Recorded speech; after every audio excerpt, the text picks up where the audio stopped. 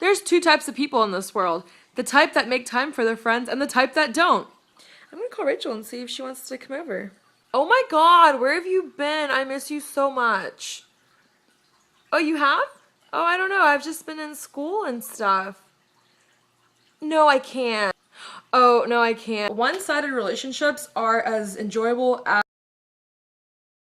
Usually it's sweet to hear that someone misses you, but if this same person is always texting you and telling you they miss you and all you happen to hear from them is that they miss you, then it's fucking pointless. You need to actually put that time and action into those words and maybe give us a call sometime, give us a text message, give us some kind of effort besides the fact that you're only texting once a month to say, I miss you. Good friendships are really rare. Just kind of seems like it's one-sided, I'll be the first to tell you. They're doing all the work. They're constantly calling or texting you. It's always on their behalf that you two make plans or hang out or end up seeing each other.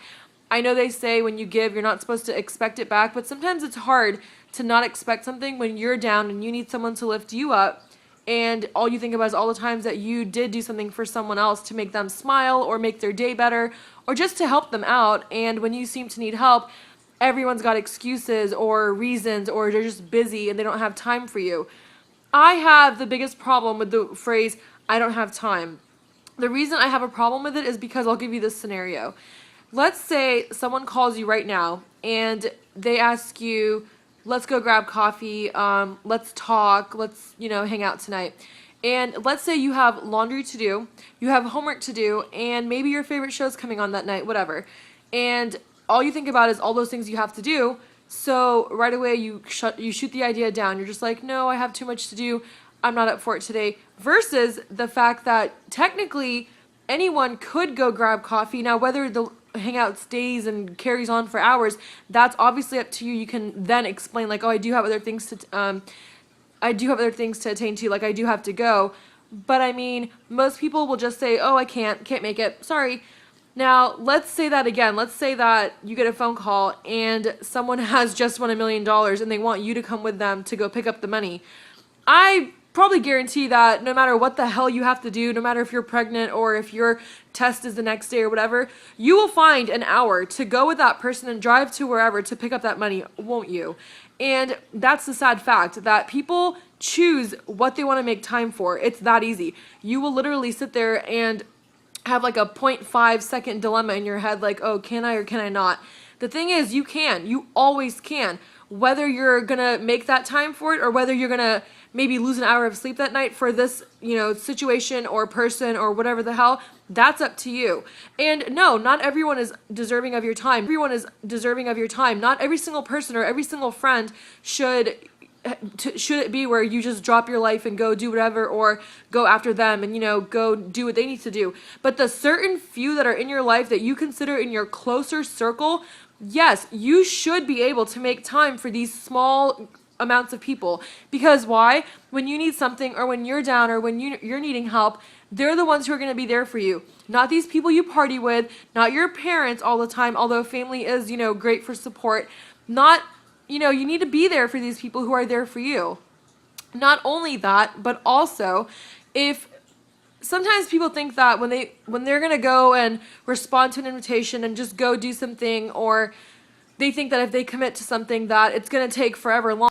I'll be the first to tell you. It's up to you how long you want the hangout to last or not. In fact, sometimes I do meet with people if they needed to see me or whatever, but I'll make it clear that, oh, I don't have that much time. I'm just here for a little bit, or I just wanted to make an appearance, or I'm just coming for you, like I'm just coming for this, but I'm not staying, whatever.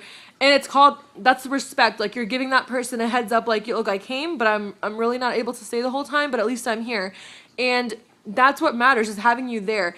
Half the time, nobody wants your money. They don't want your help. They don't really want your advice. It's just having someone there. That's what makes people feel good. Like they know that they're confident that that person is there for them.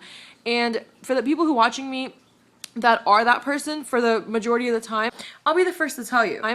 If you constantly are picking up your friends and being there for your friends and calling your friends and loaning out money or whatever you're doing, and you're feeling time after time after time that you're not getting it back, after a certain point, you do have to stop. You have to stop. Put the brakes on.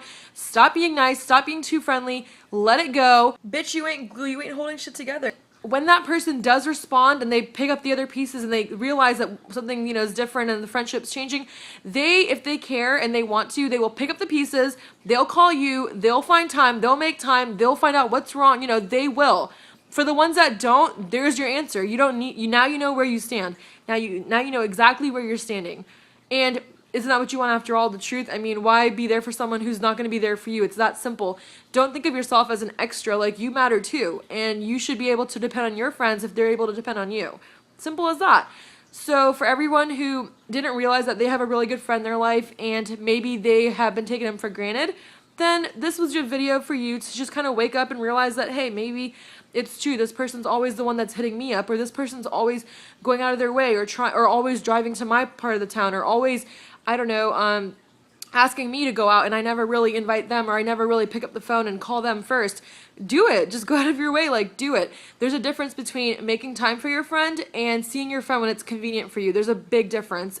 I bet you it'll show a lot more when the friend can notice that you really made time for them versus, oh, you were just stopping by because you happen to be going on this side of town or you happen to be going over there. There's a huge difference, and that's the difference between a good friend and just a friend. All I'm saying is that you have to maintain your friendships. You can't expect one person to always pick it up. I just thought it was a good topic to talk about, so I'm definitely guilty of this too sometimes, and I'm not trying to say I'm perfect and I don't make this mistake, but it was a good topic, so I thought I'd make a video, and again, no offense to anybody who really knows me or anything.